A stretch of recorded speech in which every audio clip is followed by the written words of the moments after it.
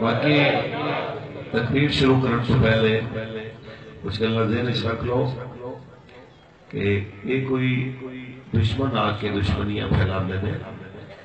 ساڈا اپنے سنی بھائیاں نال کوئی لڑائی جھگڑا نہیں. دعوت اسلامی کے بارے ایک چیز واضح ہے کہ دعوت اسلامی کا پلیٹ فارم وہ غیر سیاسی ہے. دعوت اسلامی کا بندہ ہر بندہ غیر سیاسی نہیں. یہ ووٹ جدو بھی ہوئے گا حضور دے دین واسطے لبیک واسطے ہوگا.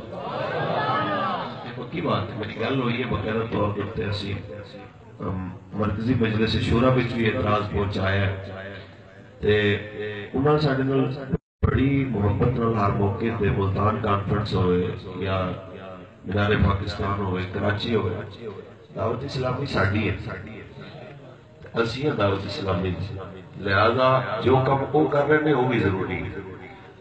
ووٹ 5 سال بعد دینا دینے ہوتے ہیں.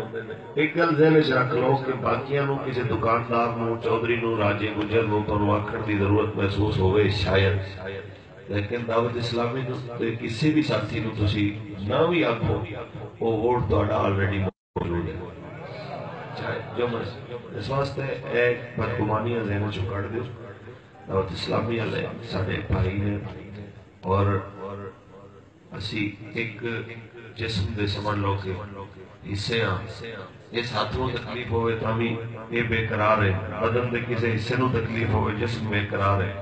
اسی اس جسم دی ماننا چشتی ہوئے قادری ہوئے سورمن نقشبندی ہے ویسی صابری. یہ راہ مختلف نے منزل سب دی مدینے والے لجپال ہے. اس واسطے پریشان ہوئے بغیر اطمینان نال چلنا ہے کہ لبیک دا منشا تے مقصد ہی حضور دا دین ہے.